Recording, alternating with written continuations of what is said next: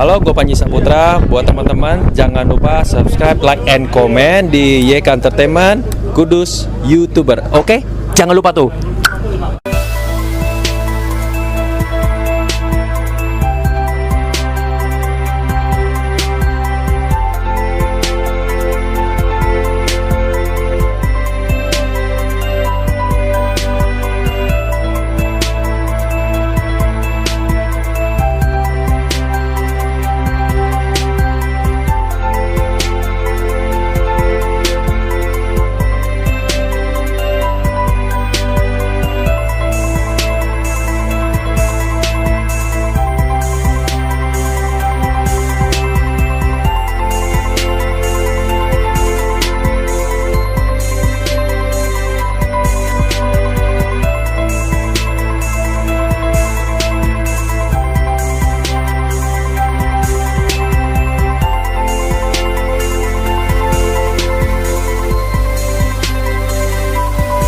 Assalamualaikum warahmatullahi wabarakatuh. Salam sejahtera, salam bahagia, salam Putri Cempa. Kita sebagai perempuan selayaknya harus menjadi Putri Cempa, putri yang cantik, cerdas, mandiri, proaktif, dan agamis. Kali ini adalah tayang perdana podcast Putri Cempa. Kita akan kupas berbagai persoalan tentang dunia pendidikan, sosial kemanusiaan, politik, budaya, tradisi, dan khususnya yang ada di wilayah Kabupaten Kudus, Jawa Tengah.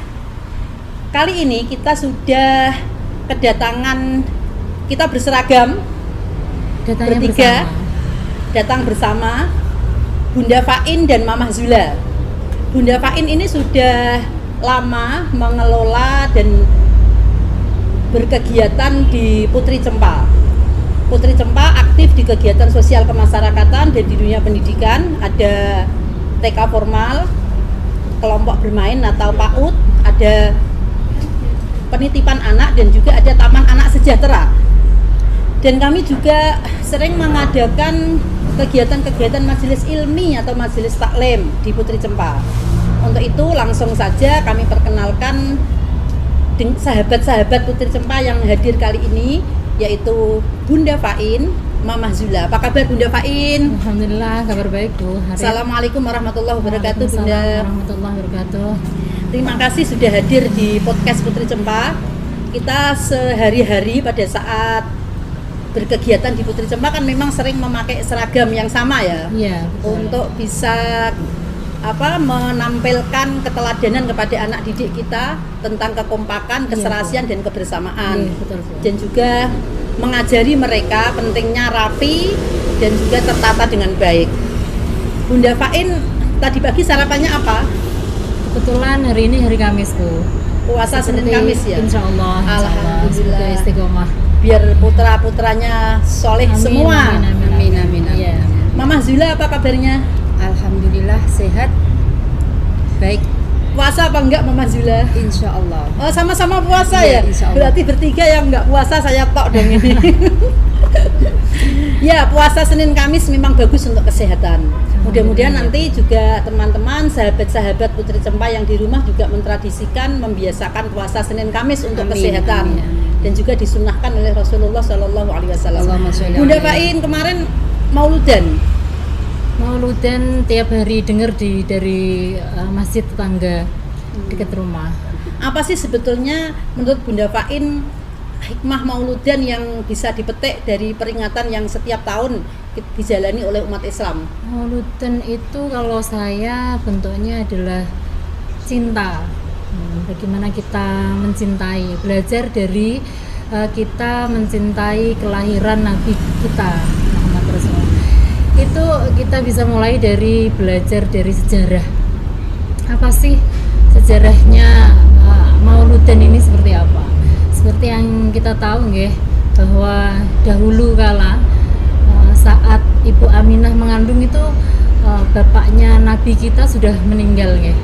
Nah, saat itu yang terkenal sampai hari ini adalah beliau Abu Lahab, orang Membenci Nabi ya? Ya, orang yang sudah dinas di Al-Quran bahwa dia itu masuk Islam. Betul, Tapi ternyata beliaunya adalah orang yang pertama kali merayakan kebahagiaan kelahiran Nabi kita. Dan akhirnya Iya, dari situ kita bisa belajar bahwa Abu Lahab saja ketika melihat kelahiran Nabi, beliau itu rela memerdekakan satu budak yang harganya itu kira-kira sekitar 2 unta, padahal satu untanya itu kira-kira 50 jutaan kan. Berarti dia saja bisa berkorban untuk 100 juta. Terus kita berapa untuk merayakan kelahiran Nabi yang kita cintai, itu kita berapa? Dari situ itu kita belajar cinta ya dari situ. Itu menurut saya seperti itu sih. Betul. Jadi peringatan Maulid Nabi ini kan tidak hanya di Kudus, tidak hanya di Jawa Tengah, tapi Iya, kan seluruh dunia. iya. Semua orang berharap untuk mendapatkan syafaat dari Rasulullah Shallallahu Alaihi Wasallam. Termasuk saya. Kalau Mamah Zula, beberapa kali kan saya mengamati di Mejobo, Kabupaten Kudus Iya, itu kan iya. ada kegiatan sijum ya. Iya. Itu sijum itu kayaknya Mamah Zula kan sering juga terlibat di situ dan ikut masak-masak. Itu sebetulnya sijum itu apa sih, Mah? Si Jum itu awalnya saya itu pas hari Jumat ya Bu ya. Saya tuh silaturahim di teman saya. Padahal dia itu kesibukannya tuh banyak banget. Saya tuh terinspirasi dari teman saya itu. Waktu Jumat pas mau adzan itu teman saya tuh di dapur. Dia tuh buat cup nasi sama teh gitulah. Terus saya tanya, "Loh, itu buat apa? Kok buatnya segitu banyak?" Alhamdulillah Mbak, ini jawaban teman saya. Alhamdulillah Mbak, rumah saya ini sebelahnya masjid gitu ya. Jadi setiap Jumat saya tuh sedekah makanan buat jamaah sholat Jumat. Nah, setelah saya dikasih tahu seperti itu, tersentuh hati saya. Kok saya ingin meniru gitu ya. Dan alhamdulillah sampai rumah itu saya ngobrol sama suami saya bahwa tadi saya silaturahim ke sini, teman saya begini-begini. Terus suami saya mendukung.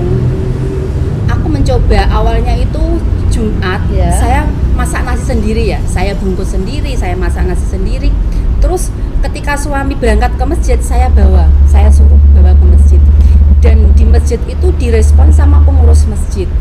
Setelah itu waktu ada rapat masjid, itu gabungan rapatnya antara ibu-ibu sama bapak-bapak, itu mengrespon. Sekarang ada beberapa jamaah masjid yang bawa nasi berkah, nasi Jumat. Terus bagaimana kalau kegiatan ini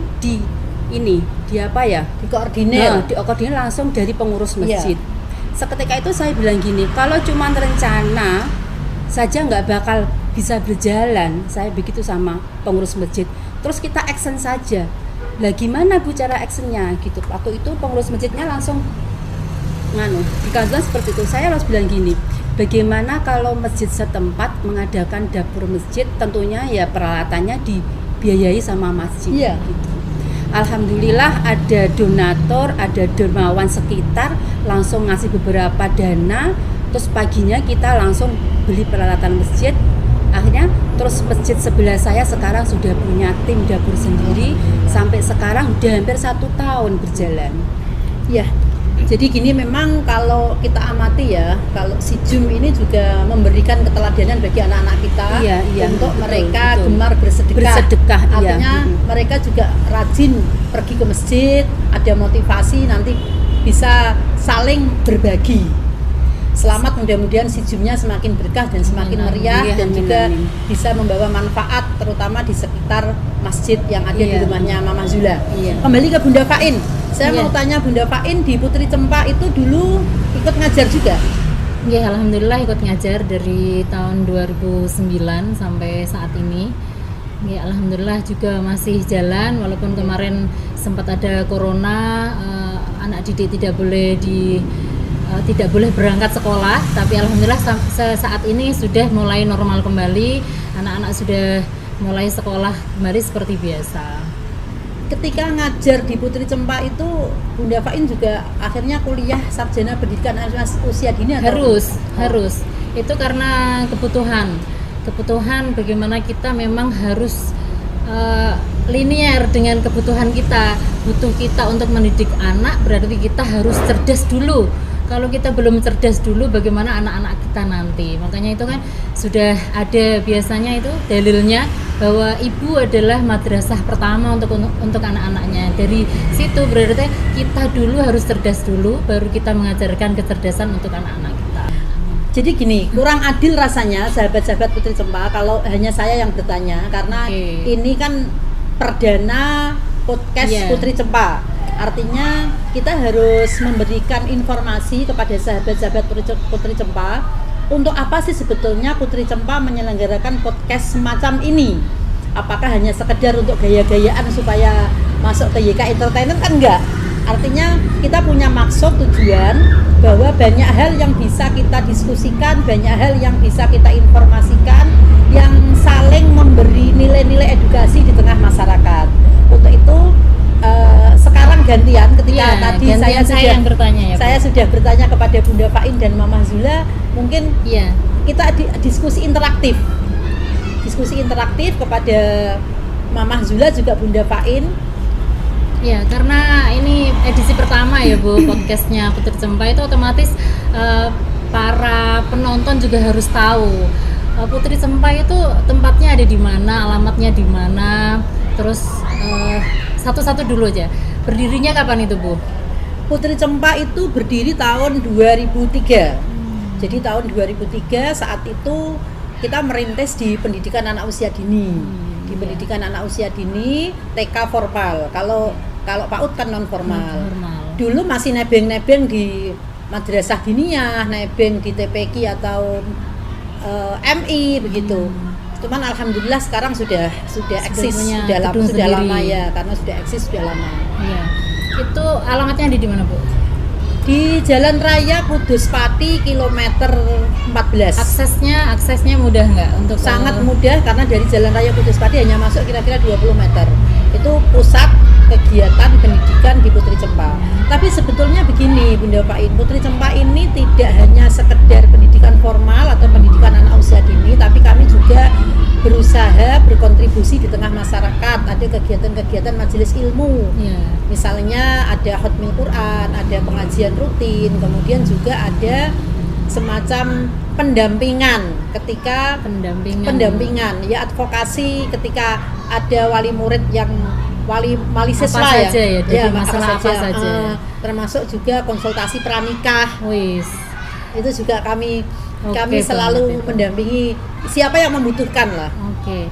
Itu pendampingannya itu diambilkan dari siapa saja Bu? Nanti yang mendampingi misalkan ada wali murid yang membutuhkan apa, bantuan apa, itu siapa yang mendampingi mereka? Alhamdulillah pendidik di Putri Cempa itu rata-rata mereka backgroundnya di dunia pendidikan, menguasai persoalan-persoalan. Tetapi kalau memang persoalan yang dihadapi wali murid itu ada sisi yang memang secara yuridis harus didampingi oleh akademisi atau oleh pakarnya. Ya kita punya penasehat atau pembina di Yayasan Putri Cempa. Kalau saya justru penasaran ya Bu Eva, iya. Penasaran kok namanya kok bagus ya? Kok bisa Putri Cempa gitu? Diambil dari Iya. mana itu sejarahnya Bu? Itu sejarahnya sih begini ya Bunda sama Mama. Saat itu kan saya pernah ketemu dengan almarhum dan almarhumillah Mbah Yai Sobib Jepara. ya di Jepara. Iya. Mbah Sobib itu setiap ketemu dengan kami, ketemu dengan saya itu langsung manggilnya Putri Cempa Al Kamboja gitu. Putri Cempa Al Kamboja, cantik jelita gitu. Makanya alhamdulillah kan saya kan rakyat jelita kan. Bukan rakyat jelata tapi rakyat jelita. Itu dawuhnya Mbah Sobib. Saya dibilangin, kalau kamu jadi Putri Cempa jangan berharap hidup bahagia. Uripmu rekoso, uripmu kangelan. Tapi Hidupnya penuh perjuangan. ya, hidupnya penuh perjuangan, rekoso kangelan, tetapi dijamin mulia dunia akhirat. Amin. Karena Allahumma perjuangannya amin. untuk orang banyak Bu. Tapi Nggak begini, saya rasa apa yang disampaikan almarhumillah Mbah Sobib itu betul. Bukan hanya saya, setiap orang hidup itu rekoso. Iya. Setiap orang hidup itu kangelan, Iya. setiap orang Dengan hidup itu mau porsinya berdarah-darah betul. masing-masing. Artinya bukan hanya kemudian wah aku kok disabdo rekoso, enggak. Kabeh wong urip ku ya rekoso gitu. loh. Masalahnya Tetap aja yang masalah. beda-beda. Iya. Banyak, Cuman iya. ketika sudah terjamin keikhlasan kita sehingga kita akan merasakan kebahagiaan dan kemuliaan dunia akhirat. Itu yang dimaksud oleh waliullah Mbah Sobib. Sehingga ketika mendirikan yayasan itu terinspirasi, wah namanya Putri Cempa saja gitu. Nah, setelah itu Putri Cempa dikonotasikan perempuan itu ya memang seorang putri Cempa harus menjadi putri yang cerdas, cantik, mandiri, proaktif dan agamis. Hampir sempurna itu Bu. Laki-laki yang Iya. mempunyai istri yang sudah siap beristri itu juga harus bisa menjadikan istrinya sebagai putri Cempa. Putri yang cantik, cerdas, mandiri, proaktif dan agamis. Seorang ayah yang Iya. mempunyai anak gadis, perempuan. anak perempuan gadis itu juga harus bisa menjadikan anak gadisnya selayaknya putri Cempa. Bagaimana putrinya bisa cerdas, cantik, mandiri, proaktif dan agamis. Ini PR-nya keberatan untuk laki-laki di luar Bu. Enggak. Asal laki-laki itu modelnya mau menyayangi dengan setulus hati semua bisa kok. Oh, Perempuan iya, bisa gitu ya. cerdas, bisa kelihatan cantik, bisa mandiri kalau semuanya itu memang dicintai, dihargai dan disayangi oleh laki-laki. Ya gitu ya, berarti saling support. Ya, Laki-laki dan kepekaan perempuan. yang Iya. dibutuhkan ya. betul. Jadi memang ini podcast ini mempunyai tujuan untuk bisa memberikan kontribusi kepada masyarakat. Artinya siapapun boleh hadir di podcast Putri Cempa gitu Mama. Oh, gitu Siapapun. ya. Jadi nanti selanjutnya kita bisa datangkan ini tamu-tamu sesuai ini ya, sesuai permintaan penonton. Iya, Kebutuhannya apa? Iya, iya. Kepengen dapat informasi tentang apa? Gitu. Setelah ini nanti itu sudah ada teman-teman dari lawyer, penasihat hukum. Ada yang siap untuk di podcast, ada pengusaha, ada juga dari pelaku petani perempuan. Jadi semuanya kita beri kesempatan siapapun yang mau, dan juga kita siapkan sponsorshipnya. Artinya kita berikan kesempatan kepada teman-teman pelaku usaha untuk iya. menampilkan produknya di podcast Putri Cempa. Ini Berarti jadi kita kita mensupport. bisa undang itu pelaku UMKM misalnya. Boleh karena kita punya semangat untuk bela dan beli produksi teman, sendiri. saudara, kerabat dan sahabat. Iya, betul. Itu Bagaimana kita bisa membela dan membeli apa sih usaha dari teman, Iya. kerabat, sahabat. Itu kita Iya. saling mensupport. Kalau Mama Zula sendiri di luar kegiatan di Putri Cempa, apa kegiatannya sehari-hari? Saya di rumah, tapi ini ada punya toko ya, punya usaha di rumah sendiri, dan alhamdulillah saya kelola dengan suami saya sendiri. Jadi kita bisa mengembangkan usaha di rumah bersama suami. Tentunya memang lingkup saya tidak bermasyarakat yang begitu luas ya, karena emang saya aktivitasnya itu mempunyai toko yang manajemen saya pegang sendiri sama suami. Tapi alhamdulillah kan Dan kita bisa untuk alhamdulillah mendokke anak toh. Alhamdulillah berkembang dan bisa meluber, karena saya juga usaha saya tidak saya kelola sendiri, cuman ada pegawai-pegawai yang juga merasakan gitu loh. Meskipun 1-2 orang, tapi masih bisa membuka lapangan kerja buat orang lain. Tapi Itu kan yang saya kayaknya syukuri. Mama juga punya ini ya, sewa teratak besar, ada sound, ada segala macam. Kayaknya kan pernah sering pas ada acara itu saya Iya. lihat kok. Iya. Iya, nama toko saya adalah Sumber Jaya, dan Sumber Jaya itu tidak hanya cuma spare part saja, tapi ada sound, ada juga sewa tenda. Dan alhamdulillah semuanya bisa berjalan ketiga-tiganya. Alhamdulillah, semoga tambah lancar, tambah maju, Amin, tambah amin, sukses. amin. Kalau Bunda Fain sendiri sehari-harinya apa selain di Putri Cempa? ibu rumah tangga dan jualan sedikit-sedikit Bu. Memanfaatkan sistem penjualan saat ini online. Alhamdulillah. Iya, saya jual jilbab. Kebetulan nama toko saya Elva Mubarok. Nanti kalau ada penonton yang membutuhkan jilbab dan bantuan untuk mempersiapkan untuk seragam atau apa, bisa nanti menghubungi nomor yang di bawah ini. Oke. Inilah Putri Cempa yang sesungguhnya, cerdas, cantik, mandiri, proaktif dan agamis, karena beliau berdua ini juga mendidik anak-anaknya untuk menjadi anak yang soleh-soleh, Amin, yang amin. bisa membawa harkat dan martabat keluarga di masa depan. Jadi Putri Cempa ini kita selenggarakan podcast dalam rangka untuk memberikan ruang semua orang boleh berpendapat, selalu bersemangat dan juga mau berbuat. Ketika perempuan itu sudah cerdas karena mau selalu belajar, mau selalu ingin tahu, kemudian juga akan terlihat cantik manakala perempuan juga menjaga perilakunya, menjaga hatinya untuk selalu baik dan menjadi teladan bagi anak-anaknya, bagi sekitarnya. Dan kemudian seorang perempuan yang mandiri pasti akan selalu gigih dan tangguh dalam memperjuangkan anak-anak, memperjuangkan dirinya untuk selalu bisa bertahan dalam kondisi apapun. Dan seorang perempuan yang proaktif akan selalu peka terhadap persoalan-persoalan sosial seperti yang disampaikan Bunda Fain dan Mama Zula. Mereka juga terlibat aktif dan kegiatan-kegiatan sosial. Dan seorang perempuan yang agamis pasti juga akan memberikan pendidikan agama yang baik kepada anak-anaknya. Podcast Putri Cempa memberikan ruang kepada sahabat-sahabat Putri Cempa untuk hadir di sini. Silahkan menghubungi manajemen Putri Cempa, bisa dengan siapa saja, saya sendiri, Hariroh, atau Mamah Zula, atau Bunda Faid. Semua pendidik di Putri Cempa akan kami berikan kesempatan satu-satu untuk menyampaikan materi ilmu kependidikannya, terutama pendidikan di usia dini. Karena kita tahu bahwa pendidikan usia dini adalah ujung tombak untuk anak-anak di usia emasnya memahami, mengerti, dan juga melihat kondisi real yang ada di sekitarnya. Senang mendengarnya sahabat-sahabat Putri Cempa. Jadi memang hidup yang pertama itu harus bersyukur. Ketika kita bersyukur, kita akan merasakan bahagia, selalu bahagia. Dan ketika kita selalu bahagia, aura-aura kebaikan akan ada di sekitar kita, sehingga kita kerja juga selalu semangat, memotivasi diri sendiri, dan hidup kita selalu optimis. Karena orang yang pesimis itu tanda imannya tipis. Jadi selalu optimis, tidak boleh pesimis.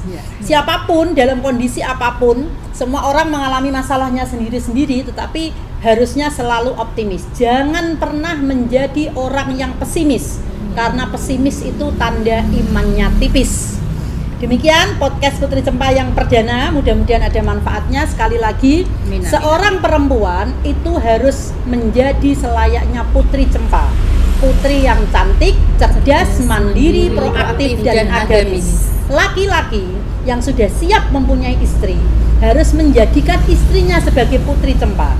Bagaimana seorang laki-laki menjadikan putri yang cantik, cerdas, mandiri, proaktif, dan agamis? Seorang laki-laki yang menjadi ayah, mempunyai anak gadis, berkewajiban sepenuhnya menjadikan anak gadisnya seorang Putri Cempa. Putri yang cerdas, cantik, mandiri, proaktif, dan agamis. Salam bahagia, salam sejahtera, salam Putri Cempa untuk semua sahabat-sahabat Putri Cempa. Assalamualaikum warahmatullahi wabarakatuh. Waalaikumsalam warahmatullahi wabarakatuh. Terima kasih Mama, Terima kasih Bu Hariroh, terima kasih Mama Zula.